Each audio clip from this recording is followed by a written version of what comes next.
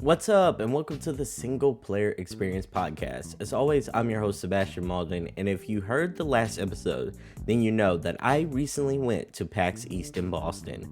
In the last episode, I gave you my impressions on the games that I played on day one, and I gave you my day one MVP.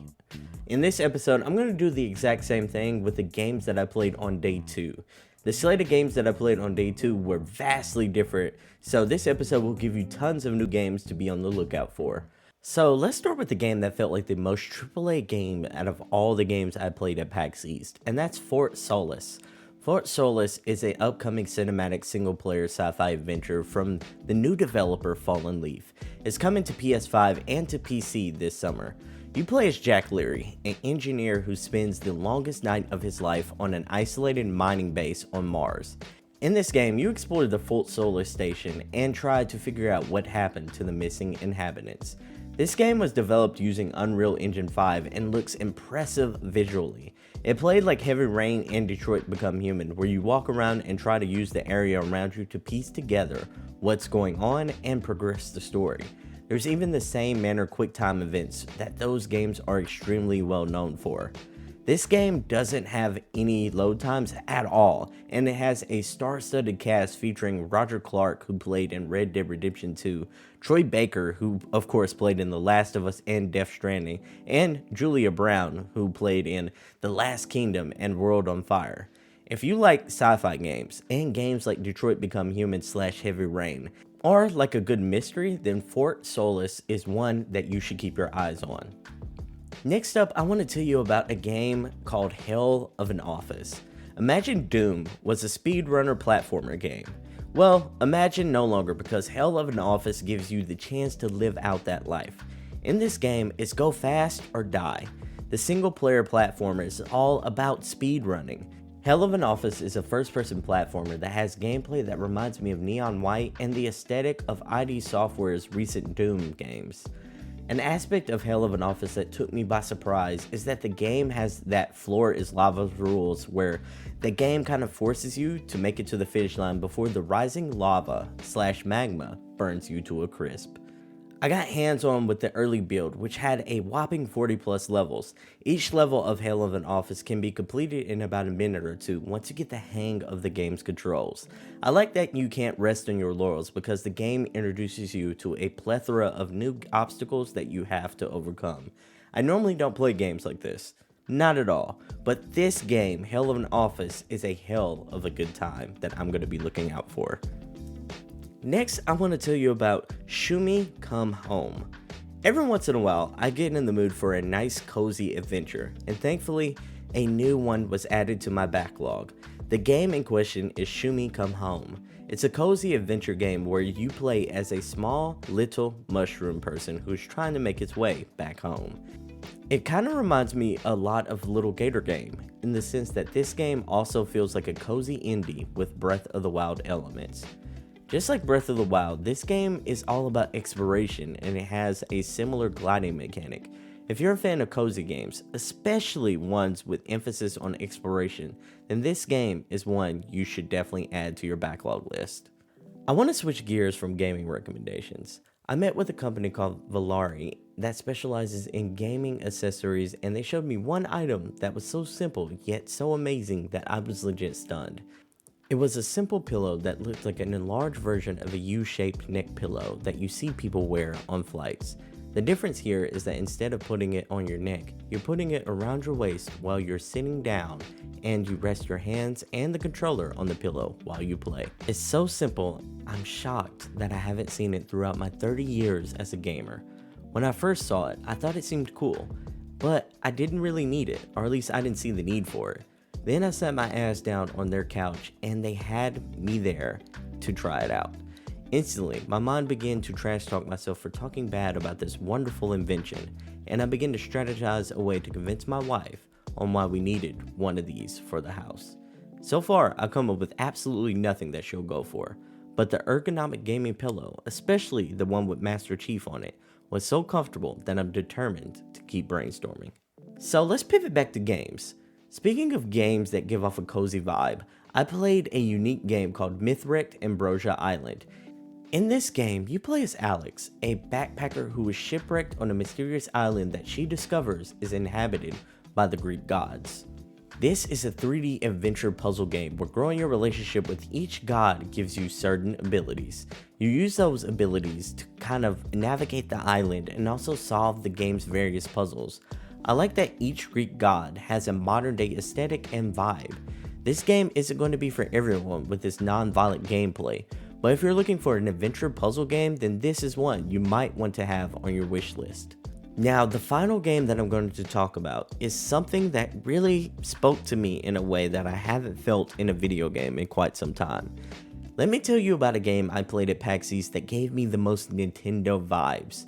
Over the last couple of years, I've felt that Nintendo and Mario sports games have been missing that little something, you know what I'm saying?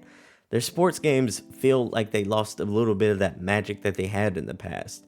The game Goons, Legends, and Mayhem felt like it found that missing element. So this is an arcade beat 'em up hockey game that you can play solo or play locally with others. This game uses simple controls. You can pass, hit, / cross check, use your special move around, and shoot the puck. There are very few controls, but that gives the game its pick up and play attractiveness. It simply feels like a game that most people can play. When I got hands on with it at PAX East, the co-founder at Rage Cure and the game's lead artist Samuel Bouchard and I teamed up to play against random people demoing the game. Not to brag, but Samuel and I went 3-0 and the duos were lining up one after another to challenge us. It was a lose and pass the controller system that my friends and I used to play growing up when we played games like NBA Street Volume 2 and Super Smash Bros. Melee. The Nintendo-ness that I was mentioning earlier isn't just that the game has pick up and play controls. No, it's also the addicting way that it makes you want to play more. This title, Goons, Legends, and Mayhem, is coming to all platforms, and I know that I'll be playing it on day one when it releases.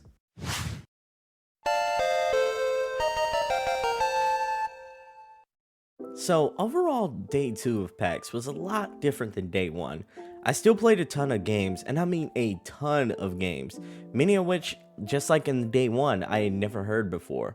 But a lot of these games were of different genres than the RPGs and the JRPGs that I played on day 1. I really enjoyed that mix-up though, because I got to see unique titles in the cozy department and in the action-adventure department, and I also got to see some really cool game accessories, especially that gaming pillow. Man, that gaming pillow is in my mind, and it's like burrowed deep in there.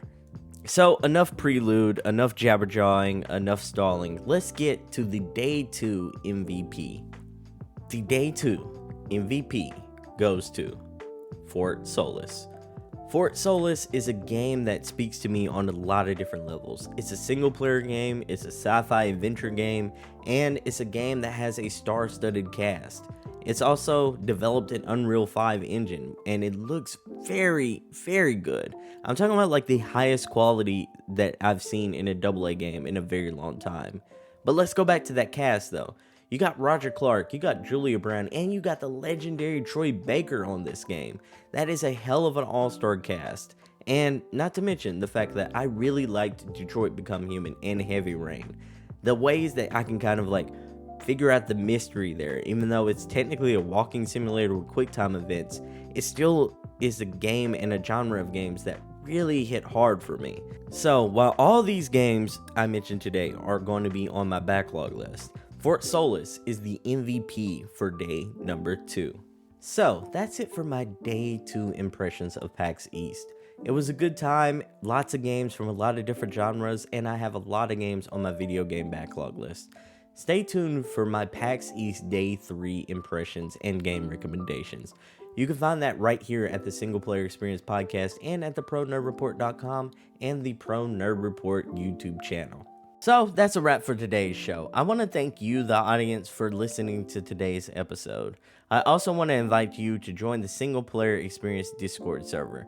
It's the perfect place for single player gamers to find out about good single player games to play and to talk to other single player gamers and get their video game recommendations. Think of it almost like a single player book club. We always got great episodes and good content coming right at you that you can check out at the Pro Nerd Report on YouTube, and you can check it out right here at the Single Player Experience podcast that you can find on all your favorite podcast platforms. I've been Sebastion Malden. This has been the Single Player Experience, and we out. Peace.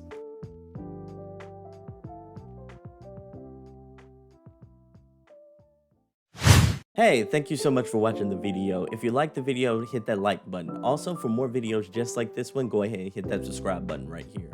Thanks again for watching the video, and for more like it, stay right here at the Pro Nerd Report channel. So that's a wrap for today's episode. Thank you so much for watching the video. If you liked the video, don't forget to hit that like button. Also, hit the subscribe button for more videos just like this one. I also want to let you know about the Single Player Experience Discord server. It's a perfect place for single player gamers to talk about the good single player games that they've been playing lately and to get video game recommendations. Think of it kind of like a book club for single player gamers. The link to join will be in the description. Once you're in, feel free to share your video game backlog list, talk about the good single player games you've been playing, or give your feedback on the show. If you have a game you think it should be recommended and should be reviewed, let me know about it right there. Before we go, I just want to thank you once again for listening to today's episode. Stay safe, stay gaming, and I hope to catch you in the next one. Peace.